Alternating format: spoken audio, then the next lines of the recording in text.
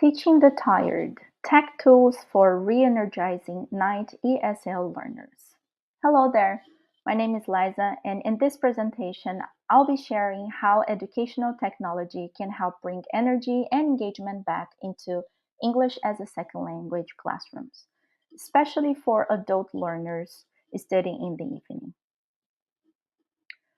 So while teaching in Brisbane, I noticed many of the evening students were disengaged, mainly due to exhaustion after long work days. This affects more than learning, it impacts the whole classroom experience. Low energy levels reduce participation, making it harder to maintain connection and momentum. To tackle this, I'll explore three simple EdTech tools that support both learners and educators in re-energizing the class. So what's causing the disengagement? The first challenge is fatigue. Many of the students worked demanding jobs like cleaning, hospitality, or construction before class, arriving physically drained. Most were from South America and shared that work often takes priority over education due to family financial responsibilities. This reflects familism, a cultural value described by Cortés Barragan and Meltzoff, where supporting family comes first. So while they were committed to learning, exhaustion made it difficult to stay focused. The second is class time. The time itself matters. Evening classes come with their own set of challenges. According to Dela Cruz, student performance and engagement tend to drop in later classes compared to morning sessions, making it even harder for students to stay focused and participate actively. And the third one is traditional syllabus delivery. The third issue was how the content was delivered. A lot of us, the teachers, relied heavily on textbooks. The issue wasn't the textbooks or their content, but relying on them too much as the main teaching method. This made lessons feel repetitive and less engaging for adult learners with clear goals and diverse learning styles. As Norman and Eslami found, many ESL students see textbook-based instruction as unmotivated and prefer interactive methods that connect with real-life needs. So how does it affect students and teachers? All of these factors combined lead students to avoid participation, speak less, and become less responsive overall. This not only slows their progress, but also makes it harder to build a lively and connected classroom environment. In such cases, teachers might spend more time trying to lift the energy in the room than actually delivering content effectively. Over time, this can impact both teacher well-being and the overall quality of learning. So what's the goal? The goal here is to bring energy, focus, and motivation back into evening ESL classes and also create engaging classroom activities. So we want students to feel more involved even when they are tired and give teachers tools that lighten the load instead of adding to it. To do that, I'll propose three technology solutions that are accessible, flexible, and designed to support teachers and tired adult learners. The first one is ChatGPT. Let's start with ChatGPT. Teachers can use it as a creative partner when planning lessons. Instead of spending hours coming up with new ideas, they can ask ChatGPT to generate activities tailored to their students' interests or language level. For example, it can help turn a boring grammar point into a fun game or suggest a themed lesson that connects with what students actually enjoy. According to Carl Bach, ChatGPT can do a lot to support lesson design.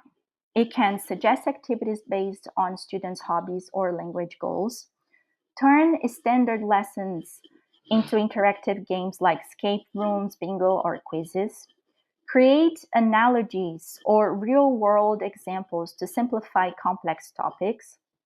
Recommend engaging multimedia like videos and podcasts. Even come up with creative ways to introduce a lesson, like using memes or riddles, and also craft visuals in multiple styles to support understanding. By using ChatGPT thoughtfully, teachers can make their lessons more interactive and personalized.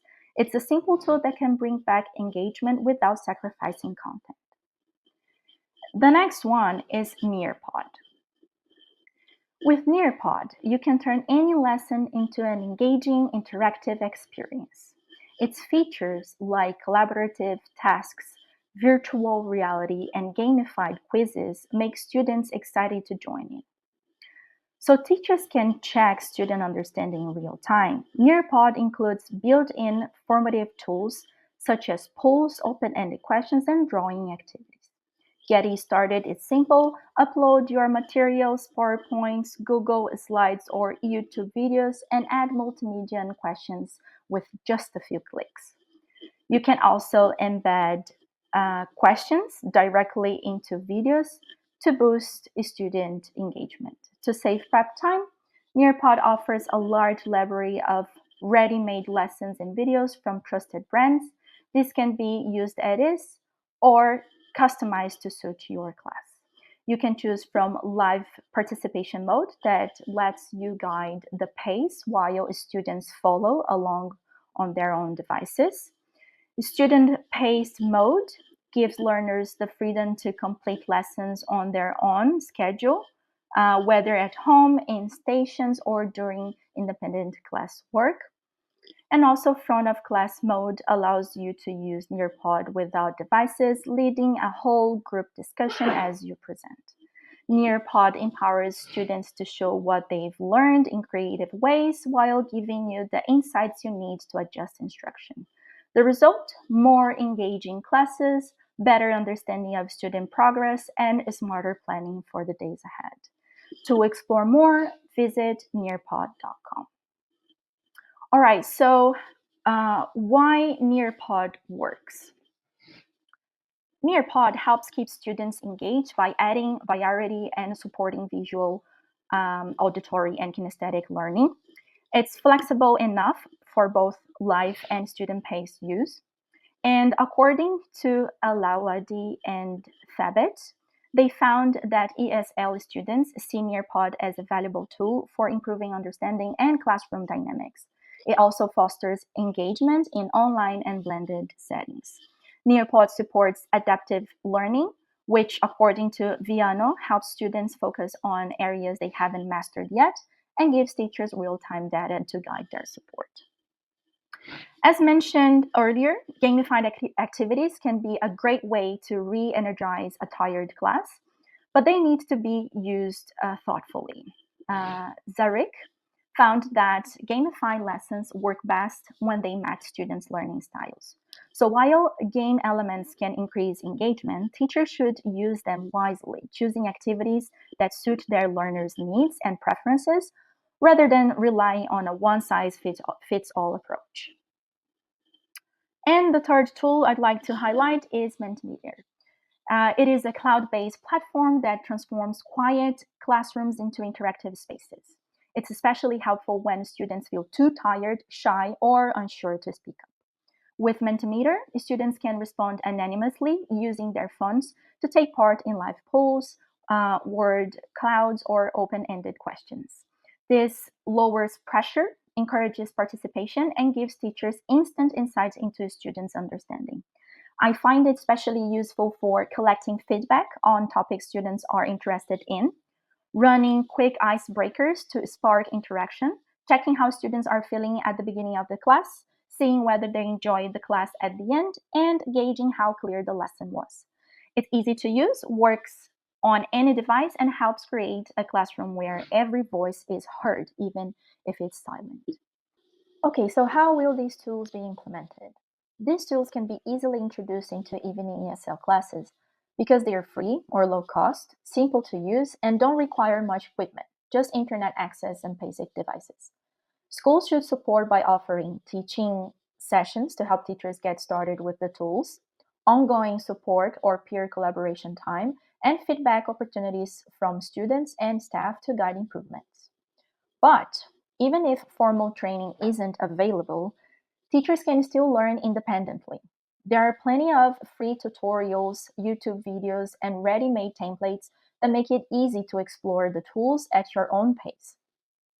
Teachers can begin by using ChatGPT outside of class to reduce prep time and create fun, personalized activities. In class, they can use Nearpod's simple tools like polls, quizzes, or interactive slides to boost participation. Then Mentimeter can be used for quick check-ins and gathering feedback from students. As they grow more comfortable, teachers can try out additional features and discover what works best. Sharing ideas and experiences with colleagues brings encouragement and makes implementation smoother and more effective. The goal is to build confidence, not overwhelm. Step by step, these tools can help make classes more engaging and enjoyable for both students and teachers. Okay, how these tools align with SAMR, TPAC, and DOI.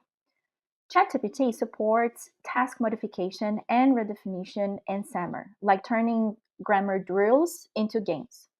In TPAC, it helps teachers blend content pedagogy and tech by offering personalized activity ideas. And according to the diffusion of innovation theory, ChatGPT spreads because it's easy to use and free. Tech-savvy teachers try it first, and others follow once they see the benefits. Nearpod operates at both the augmentation and modification stages of the SAMR model, making lessons more interactive with tools like quizzes, collaborative boards, and embedded videos. It integrates TPAC by combining lesson content with engaging delivery methods. And in DOI, with training and templates, schools support adoption and help the diffusion through the community. Mentimeter enhances feedback in SAMR. It supports pedagogy and tech in TPAC by making participation easier. And because it's simple and effective, more teachers try it, especially when peers share its success, supporting the diffusion. All right, so how we know it's working.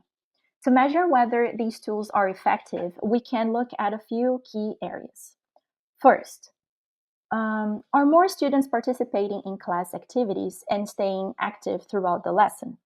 Second, do they say they enjoy the lessons more or feel more confident? Third, we also want to consider teacher observations, like whether the class feels more energized, interactive, or easier to manage.